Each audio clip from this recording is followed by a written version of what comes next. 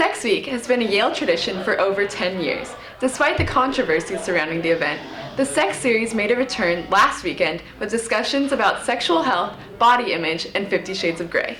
This year's event series had a wide range of things, from health education to kind of more fun things like kink and BDSM, and having this wide range of discussions is really important because sex impacts all areas of our lives. A lot of high schools in the US don't talk about these issues at all. A lot of parents don't talk about these issues at all, so a lot of people come to Yale without ever having discussed this, and then coming to this very sexually liberal campus without ever having engaged with these issues can be a problem for a lot of people. Jim Igo and Greg Gonsalves, representatives of ACT UP, an advocacy group for people living with AIDS, spoke to students about the urgency of the epidemic. This is a crisis of unprecedented proportions.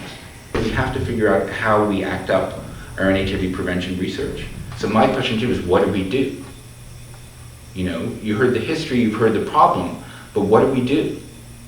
What do we do with infections like this? We also think it's really important to have sex-positive discussions on a campus. Sexologist Jill McDevitt held a discussion in which students could anonymously text in answers to questions about their sexual habits. It's normative to be heterosexual, but that doesn't mean it's normal, because that's a judgment call. Does that make sense? And make simple about sexuality, but you can't judge and you can't make assumptions, even based on someone's identity. Any behaviors or things that they might have engaged in, just cannot make that assumption. It's called Sex Week, first of all, and so anything that has sex in the title, I think, becomes controversial.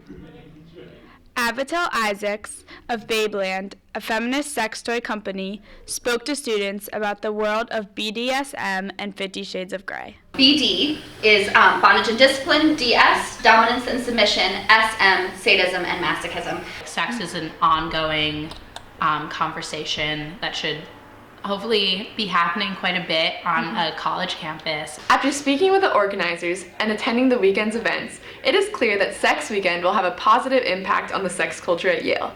This has been Caroline Pringle and Britta Hjelm reporting for Yale Daily News.